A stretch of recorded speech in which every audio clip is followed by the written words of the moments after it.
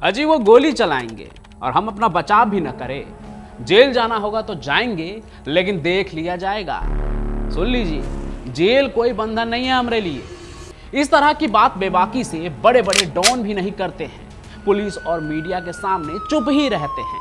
लेकिन जिन क्षेत्रों में बाहुबली का राज चलता है, वहां पुलिस का बल भी कमजोर पड़ जाता है। इन दिनों अनंत सिंह का भौकाल तो आप देख ही रहे होंगे।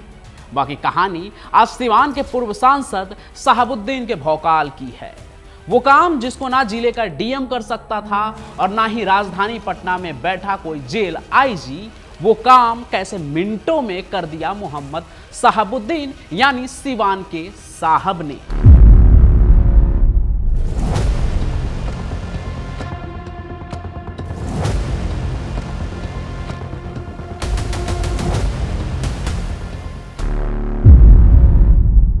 देखिए, पिछले कुछ सालों में आपने देखा ही होगा कि लॉरेंस बिश्नोई को ना अहमदाबाद की जेल में रखा गया है। इसके पहले अतीक अहमद को साबरमती जेल में रखा गया था। मुख्तार अंसारी को पंजाब की जेल में रखा गया था। और इन सब के पीछे जो कहानी थी वो यही कि भौकाल इनका जेल में चलता था, जेल में इनका राज चलता था, जहां के ये बाहुबली थे। और इन सभी चीजों के पीछे जो कहानी थी वो यही है, भौकाल यानी जेल में अपना राज चलाने की ताकत। बाहुबली जिस क्षेत्र में होते हैं उस जेल के पीछे भी उन्हें कोई रोक नहीं पाता था। वैसे ऐसा भी नहीं था कि दूसरे राज्य में चले जाने पर बड़े अपराधियों का रुतबा कम हो जाता है। वहां भी वो अपने कनेक्शन और पैसों से वो सब जमा कर लेते हैं जो उनको चाहिए। लेकिन अपने इलाके की जेल में रहने की बात ही अलग होती है, क्योंकि जेल का हर सिपाही, हर कर्मचारी उनसे डरता है। सबको पता होता है कि शहर में रहना है तो बाहुबली की बात को तो मानना ही ना पड़ेगा जी। और यही डर बाहुबलियों के भौकाल की सबसे बड़ी वजह है। तो आज की कहानी तब की है जब सिवान में साहब अपने शहर सिवान की जेल में बंद थे। कहानी उस भौकाल की है जिसके सामने सारे नियम कायदे बेमानी हो गए थे। जिस शहाबुद्दीन को नीतीश कुमार के राज में जेल के अंदर एक चौकी के लिए गिरगिराना पड़ गया, वही शहाबुद्दीन जब सिवान के जेल में बंद थे तो जेल के अंदर एसपी साहब की कुर्सी पर राजा की तरह बैठते थे। उस समय तो जेल भी दो तरीकों से चलता था, एक ऑफिशियली कानून से और सरकार के तहत, और दूसरा साहब के तहत। आज आपको शहाबुद्दीन वाले सिवान की वो कहानी सुनाऊंगा ना कि उसके आगे दाऊद का डेरिंग भी फेल हो जाएगा। बाहुबली तो बाहुबली होते हैं, लोग कहने लगे। बात उन दिनों की है जब शहाबुद्दीन पहली बार सांसद बने और उनके विधायकी वाले सीट जीरादेई पर उपचुनाव होना था। इस चुनाव में शहाबुद्दीन की जगह विधानसभा के लिए नया विधायक चुना जाना था। उसी दरमियान शनिवार की एक शाम ना पटना से एक पत्रकार महोदय आए और सीधे सिवान जेल पहुंचे, जहां शहाबुद्दीन सलाखों के पीछे बंद थे। अब पत्रकार जी को ना शहाबुद्दीन जी से मिलना था। वो सांसद बन चुके थे, इसलिए वो जेल सुपरिटेंडेंट आर वर्मा से मिले और कहें कि हमें शहाबुद्दीन जी से मिलना है, मिलने की अनुमति दे दीजिए। लेकिन उन्होंने सीधे सीधे मना कर दिया, कहा कि ये मुलाकात तो देखिए पत्रकार महोदय जी, पॉसिबल नहीं हो पाएगा। अब जैसा कि होता है, इन सब की वजह जो है उन्होंने जेल के कड़े नियम को बताया कि हमारे जेल का जो है ना, सिवान जेल का जो नियम है वो बहुत ही सख्त है। जेल सुपरिटेंडेंट ने कहा कि जेल के नियमों के मुताबिक ना बिना जिला मजिस्ट्रेट की लिखित अनुमति के किसी भी कैदी से मुलाकात या इंटरव्यू संभव नहीं है। सरकार ने कहा कि मैं जाकर डीएम से बात करके आता हूँ।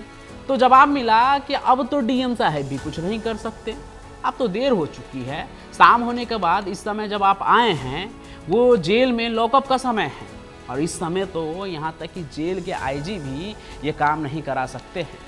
वो भी आदेश देकर किसी से मुलाकात नहीं करवा सकते हैं। बात समझिए आप, कानून तो कानून है, पत्रकार कुछ कर भी नहीं सकते थे। इसलिए वो जेल से लौट गए, लेकिन उन्होंने हार नहीं मानी और सिवान की गलियों और राजनीतिक गलियारों में घूमना शुरू किया। आगामी जीरादेई विधानसभा के उपचुनाव को लेकर माहौल गर्म था एकदम। इस सीट को शहाबुद्दीन ने लोकसभा चुनाव जीतने के बाद खाली किया था, जैसा कि मैंने बताया। जीरादेई की जो जनता थी और राजनीतिक विश्लेषक इस बात पर लगभग सहमत थे कि ये सीट शहाबुद्दीन का गढ़ है। ऐसा गढ़ जहां से साल 1990 में जेल में रहते हुए उन्होंने इस सीट से निर्दलीय चुनाव लड़ा था और शहाबुद्दीन इस चुनाव को जीत भी गए थे। 1995 में जनता दल के उम्मीदवार के तौर पर उन्होंने अपनी पकड़ और मजबूत की। फिर 1996 के लोकसभा चुनाव में इस विधानसभा क्षेत्र में उनकी जीत का अंतर जो है वो 57,000 वोटों का था। पत्रकार महोदय ने भी सोचा जब इस सीट का इतना महत्व है तो इस पर ही बातचीत की जाए। वो वहां से सीधे इस सीट से जनता दल के जो उम्मीदवार और पूर्व मंत्री शिवशंकर यादव थे उनके पास पहुंचे, उनसे शहाबुद्दीन और चुनाव के बारे में बातचीत करने लगे। उनका कहना था कि शहाबुद्दीन के मर्जी से, यानी कि वो जो उम्मीदवार थे उनका ये कहना था कि वो शहाबुद्दीन के मर्जी से उम्मीदवार बने हैं और उनकी जीत सुनिश्चित है क्योंकि उनके ऊपर साहब का हाथ है। लेकिन जब पत्रकार महोदय ने उनसे एक टेढ़ा सवाल कर दिया कि क्या ये सच नहीं है कि शहाबुद्दीन एक मुस्लिम उम्मीदवार चाहते थे और मुख्यमंत्री ने यादव उम्मीदवार उनके ऊपर थोप दिया, तो शिवशंकर यादव इस बात से नाराज हो गए। फिर उन्होंने कहा कि अगर आपको ऐसा लगता है तो आप खुद ही बात कर लीजिए शहाबुद्दीन साहब से, कीजिए बात। फिर उन्होंने तुरंत अपने एक आदमी को इशारा किया, उसने नंबर डायल किया जेल में और उसके बाद पहले वो कुछ शहाबुद्दीन से बात करते हैं और फिर कुछ ही मिनटों बाद पत्रकार को फ़ोन पकड़ा देते हैं और दूसरी तरफ लाइन पर होते हैं कौन? जेल में बैठे शहाबुद्दीन, वही शहाबुद्दीन जिससे मिलने के लिए अभी थोड़े देर पहले ही पत्रकार महोदय जी गए थे और वहां जेल सुपरिटेंडेंट कानून पढ़ा रहे थे और अब वो जेल से ही फोन कर रहे थे। खैर, पत्रकार ने बात करना शुरू किया। शहाबुद्दीन ने फोन पर पत्रकार महोदय के सवालों पर बेहद ही सहज और मुस्कुराते हुए बोले कि आप क्यों नहीं सीधा यहाँ आ जाते हैं, आराम से बात करेंगे, आमने सामने एकदम। पत्रकार ने जवाब दिया, बिना जिला मजिस्ट्रेट की अनुमति के आपसे मिलना पॉसिबल कहाँ है साहब। इस पर शहाबुद्दीन हंसते हुए बोले, देखिए 2 तरीके हैं, एक आधिकारिक जिसमें अनुमति आदि लेनी पड़ती है और दूसरा अनौपचारिक यानी कि अनऑफिशियल जिसे मैं अपने हिसाब से संभाल सकता हूँ।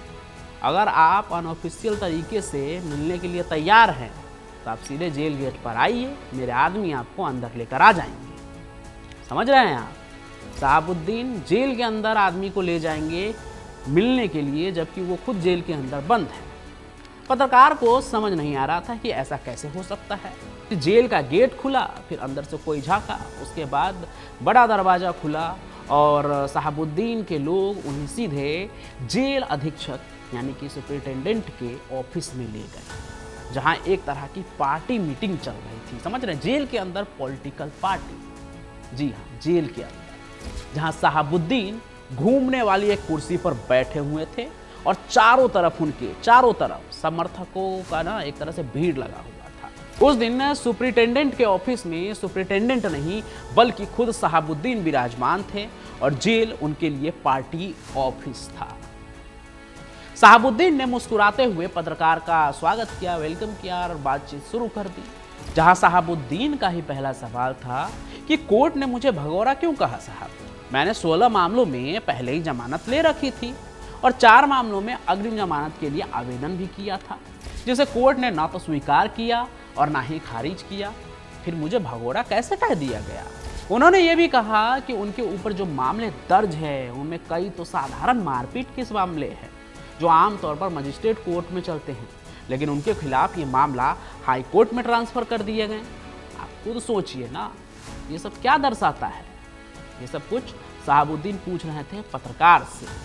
हालांकि जब पत्रकार ने इस बारे में और पूछताछ करनी चाही और जेल का हाल पूछने लगे तो जेल के बड़े बाबू ने इंटरफेयर करते हुए कहा कि जेल से जुड़े सवालों से बचा जाए। अब तक जो कुछ हो रहा था वो देखकर बिहार की राजधानी पटना से आए पत्रकार को समझ आ गया था कि जिस बिहार जेल को उन्होंने तब देखा था जब वो सिवान में सुबह पहुंचे थे, वही जेल शहाबुद्दीन के भौकाल में कैसी बन जाती है। नियम कानून कायदे सब साहिब के इशारे पर चलते हैं। इसके बाद शहाबुद्दीन ने राजनीति पर चर्चा करना शुरू की।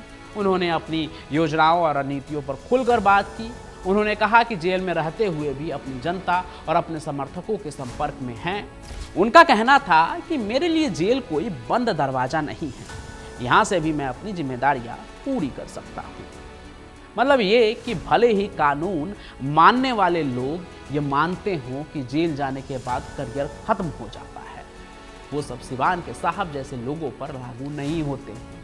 यहाँ तक कि पत्रकार को भी ये दिख रहा था कि शहाबुद्दीन के लिए जेल एक सत्ता का केंद्र बन चुका है, जहाँ एक तरफ जेल के अधिकारी दावा कर रहे थे कि सभी कैदियों के साथ समान व्यवहार किया जाता है, वहीं दूसरी तरफ शहाबुद्दीन का जेल में राजनीतिक बैठकें करना और लोगों को निर्देश देना इस बात का प्रमाण था कि उनके लिए नियम कानून मायने नहीं रखते।